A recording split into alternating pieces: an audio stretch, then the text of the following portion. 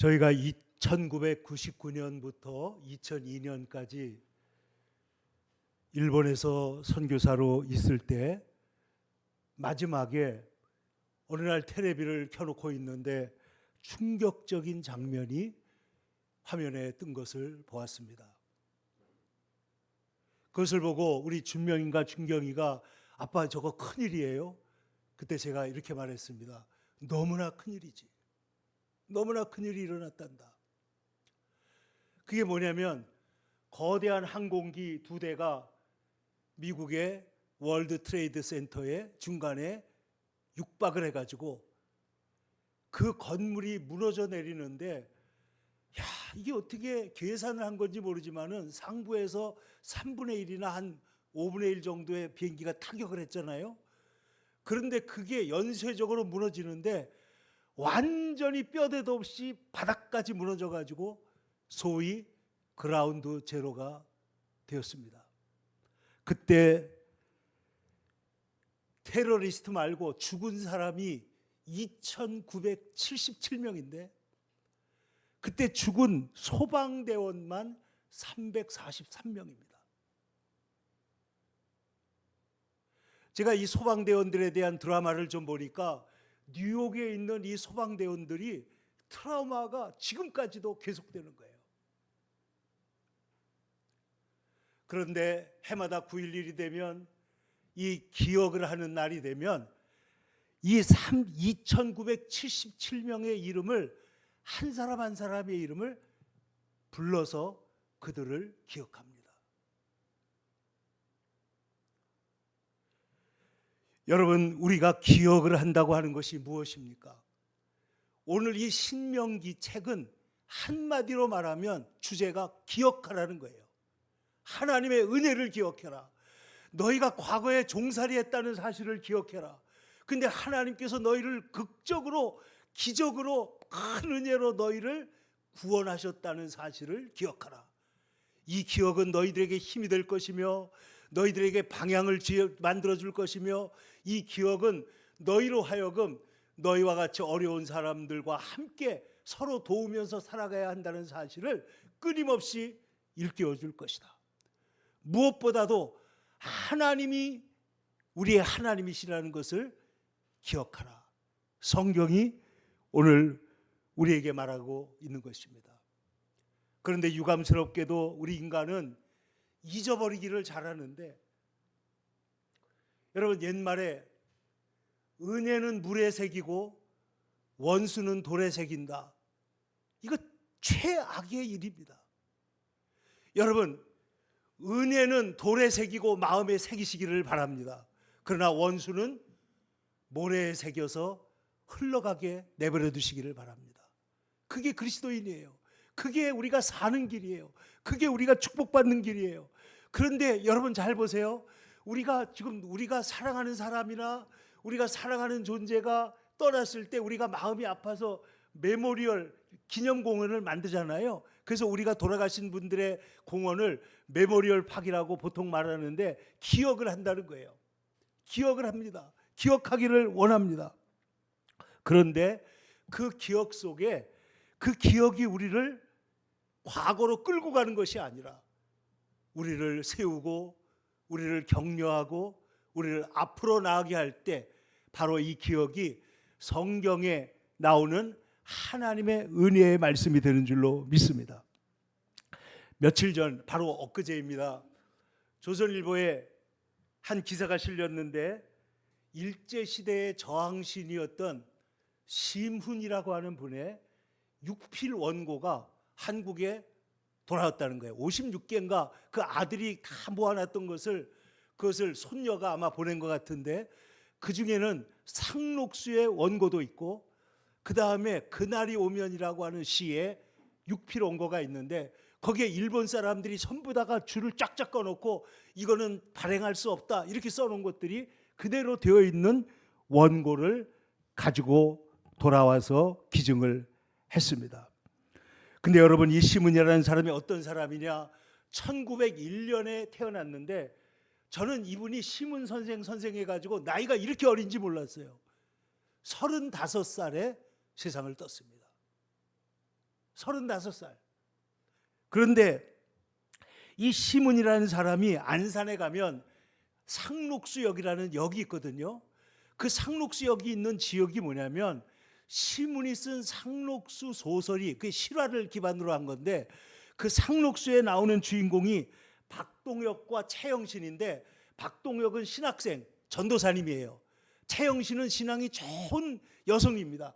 근데 이 젊은 사람들이 그 안산 땅에 들어가 가지고 고향에 들어가서 거기에다가 예배당을 만들고, 그리고 동네 사람들을 모아서 글을 가르치면서 그곳에서 농촌 계몽 운동, 농촌 새마을 운동, 농촌 보금 운동을 한 이야기를 쓴 것이 바로 상록수라는 소설입니다. 여러분, 상록수가 뭐예요? 비가 와도, 겨울에 비바람이 치고 눈보라가 쳐도 이 나무는 어떻게 해요? 여전히 푸르기 때문에 우리가 상록수라고 부르는 거 아니에요? 그런데 시문이 생각하기를 이 나라가 비록 일제에 어려움을 당하고 있지만은, 그러나 이 나라의 청년들, 이 나라에 복음이 들어가고 이 나라에 예수 그리스도의 신앙이 들어가기만 하면 이 나라는 상록수처럼 서가지고 절대로 망하지 않을 것이다. 그런데 여러분, 유감스럽게도 이 최영신 씨도 일찍 돌아가요.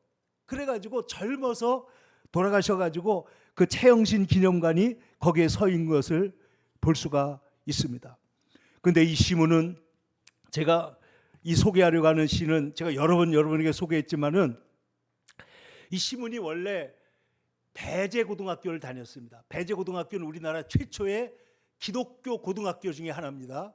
그 고등학교를 다니면서 신앙을 받아들여 가지고 19살 나이에 3.1운동에 뛰어든 거예요. 그래가지고 감옥에 갇혀가지고 8개월 동안 있는 동안에 어머니에게 쓴 편지가 있는데, 그 편지가 얼마나 애국적이고 얼마나 신앙이 투철한지 말로 다 할 수가 없어요. 그런데 이 시문이 나온 다음에는 중국에 가서 신채호 선생님들과 함께 있으면서 거기에서 영화감독, 소설가, 시인으로 썼는데, 그때 3.1운동이 9주기가 됐을 때인가 10주기가 됐을 때 그가 만든 시가 그날이 오면이라는 것입니다. 그날은 언제냐? 이 시 속에서는 해방이 되는 날이지만 우리 그리스도인들에게는 예수 그리스도께서 우리에게 주시는 영원한 자유와 해방의 날과 겹쳐 있습니다. 그날이 오면은 삼각산이 일어나 더덩실 춤이라도 추고, 한강물이 뒤집혀 용솟음칠 그날이 오기만 하면, 이 목숨이 끊기기 전에 와주기만 하면 나는 밤하늘에 나르는 까마귀와 같이 종로 인경을 머리로 들이받아 물리겠습니다. 두개골이 깨어져 산산조각이 나도 기뻐서 죽사오매 무슨 한이 남겠습니까? 그날이 와서 그날이 오면 6조 앞 넓은 길 울며 뛰며 뒹굴어도 그래도 넘치는 기쁨에 가슴이 미어질 듯 하거든 잘 드는 칼로 이 몸에 가죽이라도 벗겨서 커다란 북을 만들어 들쳐매고는 여러분의 행렬에 앞장을 서겠습니다. 우렁찬 그 소리 한 번이라도 듣기만 하면 그 자리에 거꾸러져도 눈을 감겠습니다.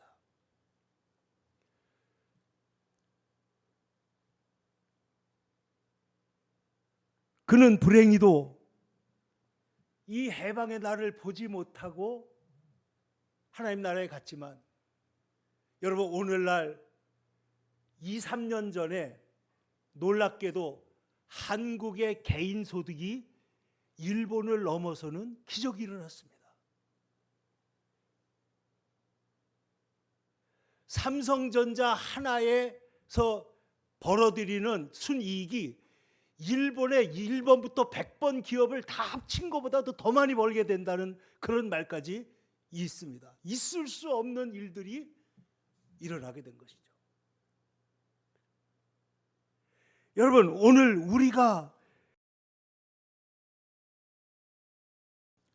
여러분 성경을 보세요. 오늘 하나님께서 말씀하시기를 1절에 잊어버리지 않도록 삼갈지어다.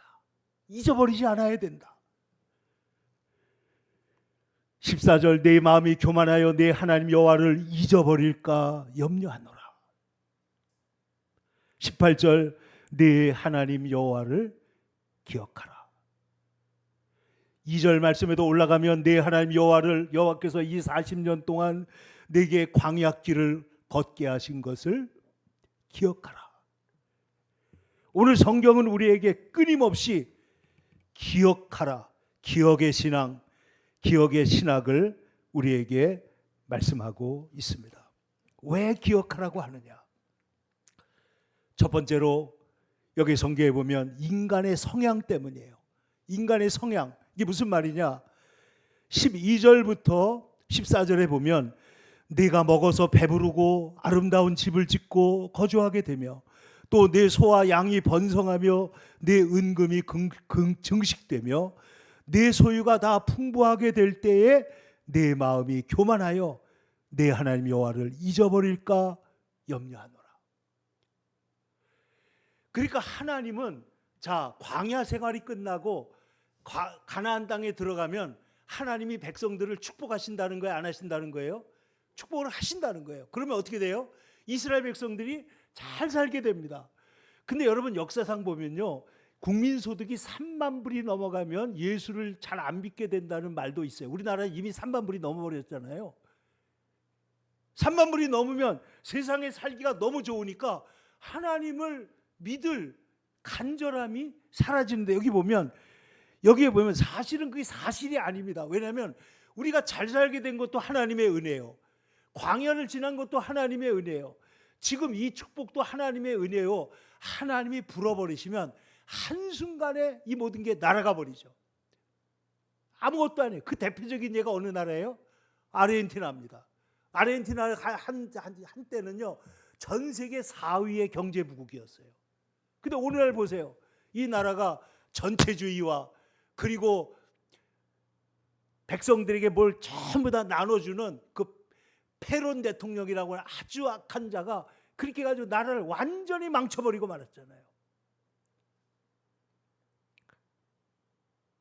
여러분 오늘 성경에 보면 하나님께서는 자, 왜 잊지 말라고 하느냐?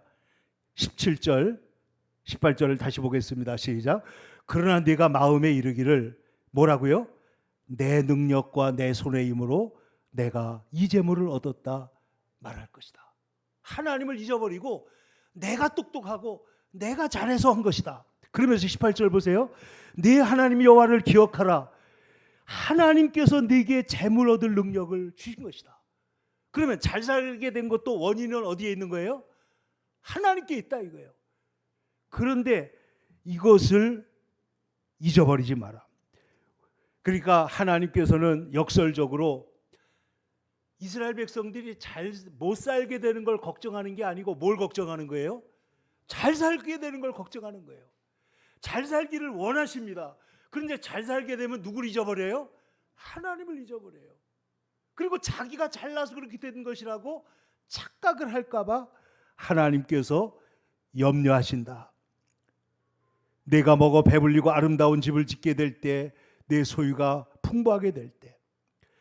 근데 이 교만하다고 하는 말이 히브리어로 외람 레바베카인데 이 그 레바브라는 마음이라는 뜻이 있어요.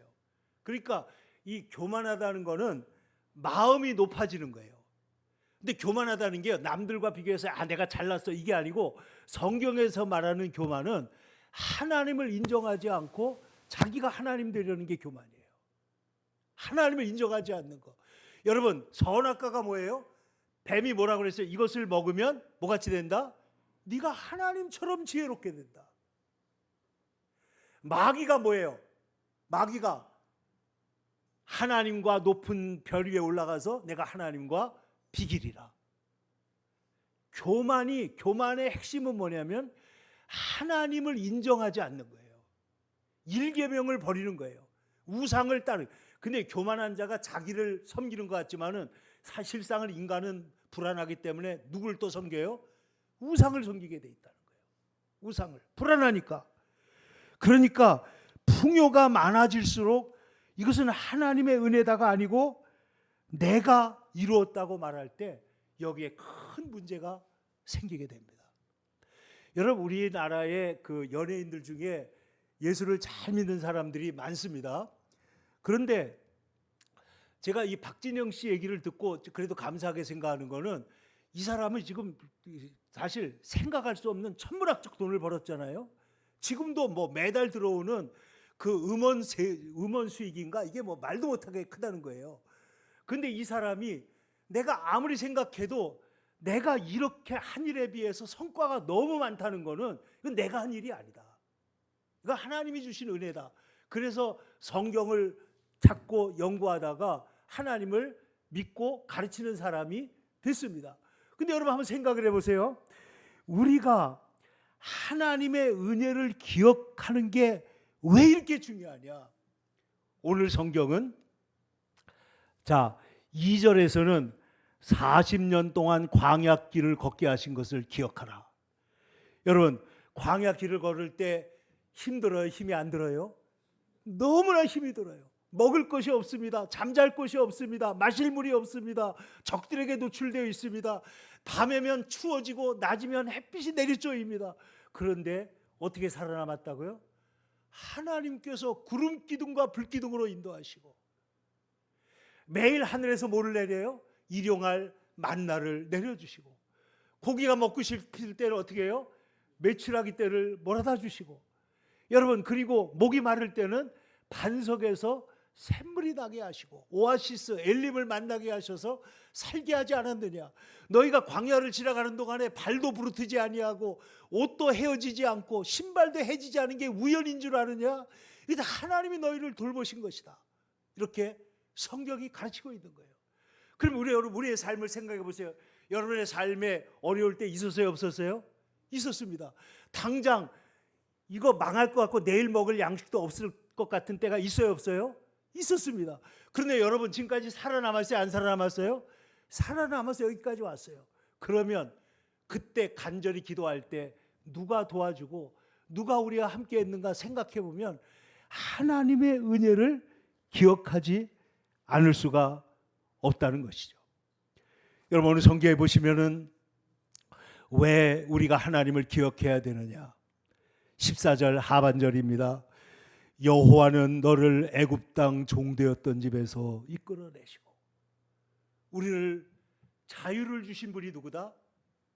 하나님의 애굽 땅 종되었던 집에서 400년 만에 이끌어내신 분이 누구예요? 하나님이에요. 우리를 35년 동안에 일제하에서 우리를 이끌어내신 분이 누구예요? 그분이 하나님이에요.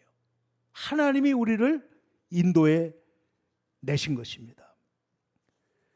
여러분 3.1절과 해방 사이에 3.1절이 몇 년도에 있었죠? 1919년입니다. 해방은 몇 년도에 있었어요? 1945년. 그러니까 3.1절이 있고 나서 해방되기까지 몇 년이 걸린 거예요? 26년이 걸린 거예요. 그러면 여러분 보세요.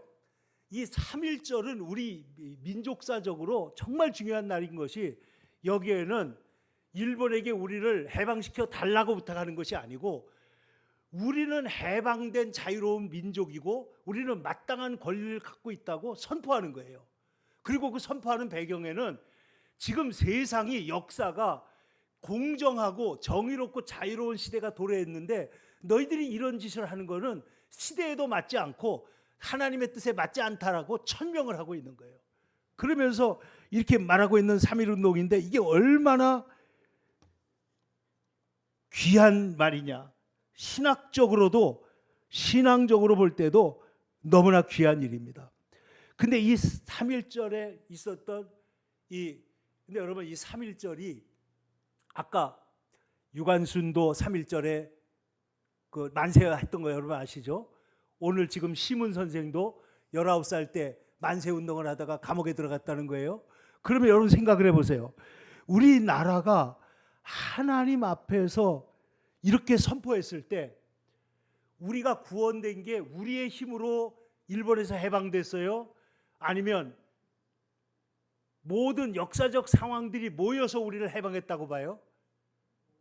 모인 것이죠. 우리의 힘으로 한 거는 우리가 광복군도 만들었고 독립운동도 했지만은 그 힘으로 그것 때문에 우리가 자존심도 있고 우리에게 자부심도 있긴 하지만 그러나 우리를 일본에서 구해낸 건 뭐예요? 연합군이고 원자폭탄이고 트루만 대통령이 이 나라에 50년에 개입한 것이고 이 모든 우리나라의 전쟁에서 해방된 거에는 하나님의 도우심이 있었기 때문에 우리가 해방됐다는 거예요. 그럼 오늘 이스라엘 백성들이 애굽 땅에서 나오게 된 게 자기들의 힘으로 바로와 싸워서 나왔습니까? 아니죠. 하나님께서 기적으로 그들을 이끌어내셨다. 그러므로 이것을 잊어버려서는 안 된다. 근데 여러분 성경에 보면요, 기억하라는 말이 제가 찾아보니까 22번이 나오는데 한글 성경에 22번 나오는데 대부분의 말이 기억하라, 하나님을 기억하라. 그 다음에 따라오는 게 있어요. 그러므로 안식일을 지켜 예배를 드려라. 그러므로 가난한 자들을 돌봐라. 그러므로 어려운 사람들과 내가 가진 것을 나누어라. 그러니까 하나님께서 우리를 구원하셨기 때문에 우리는 어떻게 살아야 된다? 예배하는 삶을 살아야 되고 하나님을 경외하는 삶을 살아야 되고 사람들, 불쌍한 사람들을 돌보고 그들을 사랑하는 삶을 살아야 되고 기억하라. 너희들 아말렉이 너희들을 어떻게 괴롭혔는지 기억하라. 그 말은 뭐예요? 원수를 갚으라는 것이 아니라 같은 일이 반복되지 않도록 너희가 준비해라. 그러니까 이 기억하라는 말 뒤에 나오는 것은 전부 다 뭐냐면 우리가 과거에 사로잡히는 게 아니라 앞으로 나아가기 위해서 기억하라는 거예요. 여러분 기억이 있잖아요. 여름에 우리나라에 보니까 이 정치인들 특히 그 신문 기자들이 요즘에 말을 얼마나 잘 만듭니까? 근데 과거를 파내 가지고 과거로 끌고 들어가는 거를 파묘라고 그러더라고요. 파묘가 뭐예요? 묘를 파헤치는 거예요. 죽은 사람 묘를. 그러니까 지나간 거, 그 묘를 파헤쳐서 어떻게 하겠다는 거예요. 파묘. 기억하라는 것은 파묘하라는 뜻이 아니고 그것을 기억하여 그때 도우셨던 하나님이 지금도 나의 하나님이시고 그때 나와 함께 하신 하나님이 지금도 나의 하나님이시기 때문에 지금 우리가 하나님을 의지하고 앞으로 나아가라는 말씀인 줄로 믿습니다. 그러니까 기억은 과거에 사로잡히기 위한 것이 아니라 뭐라고요? 앞으로 나아가기 위한 것이다. 여러분 우리가 사랑하는 존재가 우리를 떠날 때 우리의 마음이 아프잖아요. 사랑하는 아내가 세상을 떠납니다. 심지어는 지난주 제가 그 부산대 교수를 하던 친구를 만났는데 이분이 목사님이 됐는데 공교롭게도 제 친구 중에 여기도 지금 우리 김택 집사님도 계시지만은 4명이나 제가 아는 사람들 4명이나 아들이 먼저 세상을 떠났어요. 자녀가. 얼마나 아픈 기억이에요. 근데 이 아버지가 그 아들의 슬픔을 딛고 뭐가 됐냐? 교수 은퇴하면서 목사가 돼가지고 지난번에도 튀니지에 가서 사역을 하고 왔다 그러더라고요. 아프리카 북쪽에 있는 그 이슬람권에 들어가서 그 사람들에게 복음을 전하고 왔다. 여러분 우리의 아픈 기억들이 여러분 하나님 은혜 안에서 승화돼 가지고 여러분 그것이 선교의 동력이 되고 복음을 전하는 힘이 되기를 간절히 축원합니다. 그래서 우리 여러분 오늘 성경은 말하기를 너희가 기억하라 그러므로 예배하라. 신명기 5장 15절입니다. 너를 기억하라 내가 애굽 땅에서 종이 되었었더니 너의 하나님 여호와가 강한 손과 편팔로 너를 기억하여 인도하여 내었나니 그러므로 너의 하나님 여호와가 너를 명하여 안식일을 지키라 하느니라. 자, 어떻게 하라고요? 하나님이 너를 구원해 냈기 때문에 우리가 어떻게 해야 된다고요? 안식일을 지키고 예배하는 백성, 하나님을 인정하는 백성, 하나님을 경외하는 백성이 되어야 하겠다. 이것이 하나님을 기억하는 것입니다. 그러므로 성경의 기억은 예배로 나타나는 것입니다. 오늘 성경에 다시 한번 2절에 한번 올라가 보겠습니다. 2절입니다. 시작. 내 하나님 여호와께서 이 40년 동안 내게 광야길을 걷게 하신 것을 기억하라. 이는 너를 낮추시며 너를 시험하사 내 마음이 어떠한지 그 명령을 지키는지 지키지 않는지 알려 하심이라. 너를 낮추시며 너를 줄이게 하시며 또 너도 알지 못하며 네 조상들도 알지 못하던 만나를 내게 먹으신 것은 사람이 떡으로만 사는 것이 아니요 여호와의 입에서 나오는 모든 말씀으로 사는 줄을 내가 알게 하려 하심이니라. 광야 길을 걷게 하신 이유, 낮추시고 줄이게 하신 이유, 40년 동안 4절입니다. 이 40년 동안 내 의복이 헤어지지 아니하였고 내 발이 부르트지 아니하였느니라. 하나님께서 이렇게 귀하게 도와주셨다 하는 것이죠. 사랑하는 성도 여러분, 그러므로 오늘 우리는 광복절 81주년 예배를 드리면서 우리가 일본에 복수하자는 것도 아닙니다. 우리가 과거를 파묘하자는 게 아니고 뭐 하는 거라고요? 하나님의 은혜를 기억하는 거죠. 일제시대에도 우리를 지켜주신 하나님, 그리고 일제 이후에 우리나라가 200개국이 넘는 전 세계에서 꼴찌에서 몇 번째 안에 들어가던 나라였던 이 나라가 하나님께서 은혜로 어떻게 이 나라 사람들이 복음을 받아들이고 성경을 배우고 예배를 드리면서 이 나라가 하나님 앞에 축복을 받았는가 하는 것을 기억하라 하는 것입니다.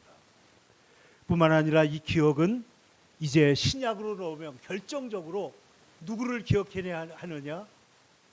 예수님을 기억하는 것입니다. 예수님께서 성만찬을 제정하시면서 뭐라고 했어요? 이것을 행하여 나를 기념하라. 한번 따라합시다. 나를 기념하라. 나를 기념하라.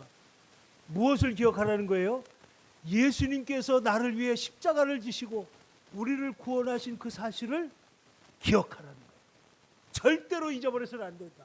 그래서 성만찬을 제정해가지고 성만찬을 할 때마다 예배를 드릴 때마다 예수님께서 우리를 위해서 흘리신 피와 그 은혜를 기억하라. 그러면 그 기억이 과거에 머물지 않고 우리의 오늘의 말씀이 될 줄로 믿습니다.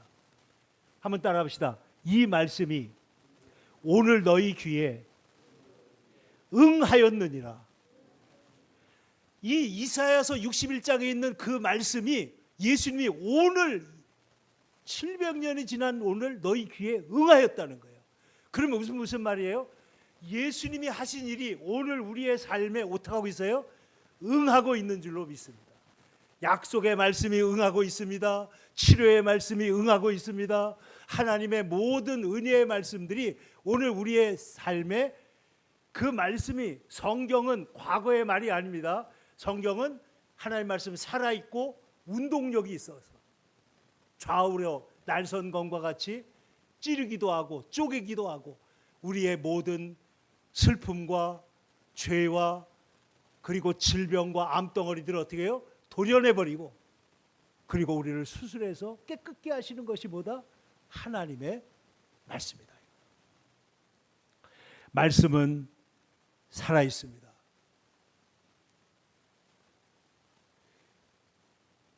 얼마 전에도 놀라운 일이 있었는데 피라미드에서 발견된 씨앗이 3000년 지난 게 심었더니 싹이 났다는 거 아니에요? 요번에는요 어느 나라인가 지금 잊어먹었는데 어디에서 항아리를 컸는데 그 항아리 안에 술이 담겨 있었대요. 몇천 년이 지났는데 술이 그대로 있더래요.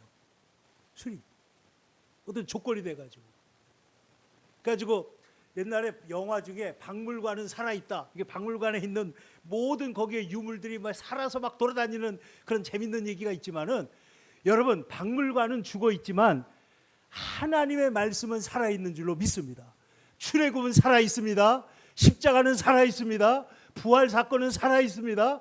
그것은 어제의 사건이 아니라 오늘 우리의 사건입니다. 그러므로 그 사건을 오늘 뭐라고요? 너희는 기억하라. 오늘 주님이 우리에게 말씀하고 있습니다.